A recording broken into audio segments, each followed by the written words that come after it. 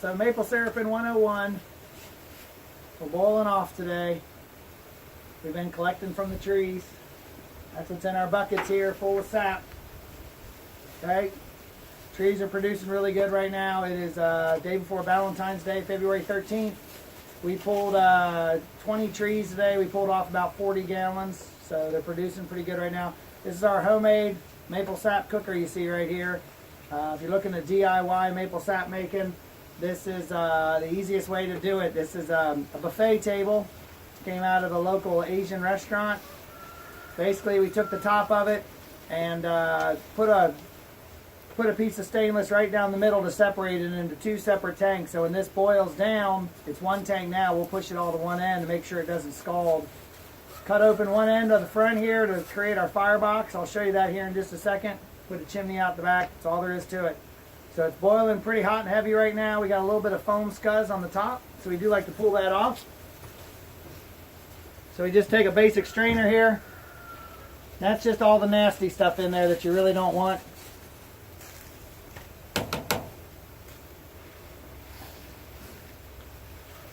This whole process, when we cook down about 40 gallons of sap, probably going to take us outside.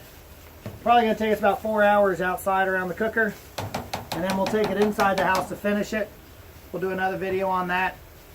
You want to get the sap boiled down to that 2% content. Maple sap has 2% sugar in it, so you want to get it down to just above that. So that's usually right around 7 degrees above the boiling point of water.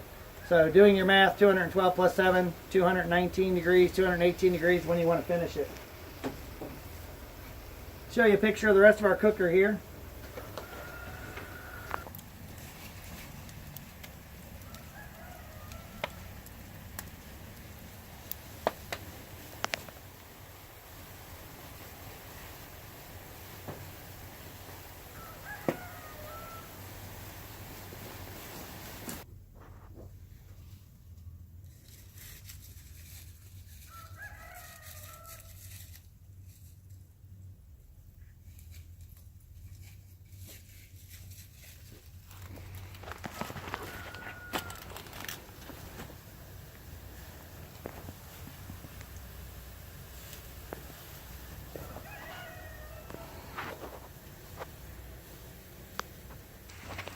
So a little tour there of the sugar shack. What we got going on, again, steaming off. That's what we want when we're cooking sap.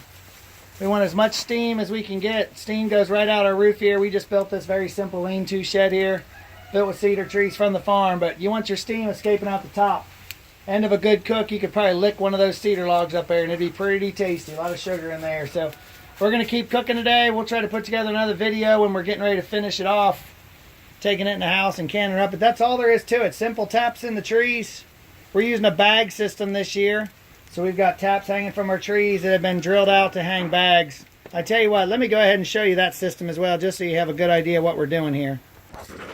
So again, day before Valentine's Day here in February. Trees are running pretty good right now. You might see it drip there every now and then. This tree's a little bit slower dripper. But down there in the bottom, you can see a little bit of sap. We just emptied this bag not 15 minutes ago, and she's already holding again. So she's dripping pretty good. What we do for our taps, you can see this blue tap we have right here. This is actually a tap designed for hosing, for tubing. That's one of the reasons we've got the hole in the top there. We turn ours over, and there's a hole in the bottom of that tap right there for that sap to come out of. It's kind of hard to see through the bag there. So we just take a 5/16 bit and we drill right through our tap top here, right out the bottom. And what this top does, this little nipple here does, it holds the bag on so it's not able to come off. And then our holes in the bottom for our sap to drip through.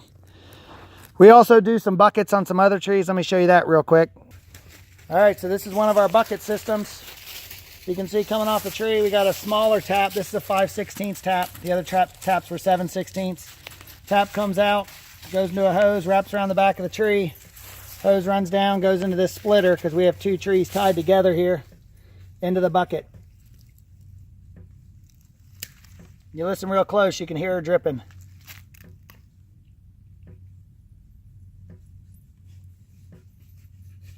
So the bucket system's great if you got a couple trees together there. Looking off in the woods through some of our sugar bush over there, you can see we got another hose system right down in there. Trying to line up my fingers on the picture. There it is, right down in there is another hose system. That's 3 trees. So we do bags and we do hoses. I'm personally a bigger fan of the bags. My biggest advice with the bags, though, is that the bags will break. So just realize that if you get too much sap in there, your bag can come off. So you get 4 gallons of sap in there, especially after big ice, it's going to break. You're going to dump a bunch of sap on the ground, and that's just wasted material. So we're going to look at getting probably just under a gallon of finished product on this cookout here. So cooking 40 gallons or so of sap, we're going to get about a gallon of finished product. So that's fresh maple syrup made right fresh on your own farm. Doesn't really cost a whole lot to do it. I think with the 30 taps that we have out this year, we got a total of about $65 invested in that. That's about the same price you'd pay for 1 gallon of pure maple syrup. So pretty good cost savings. So we'll try to do a little bit of video inside tonight, put a second video up when we're finishing off, let you see that as well. Thanks for checking it out. Fun mapling.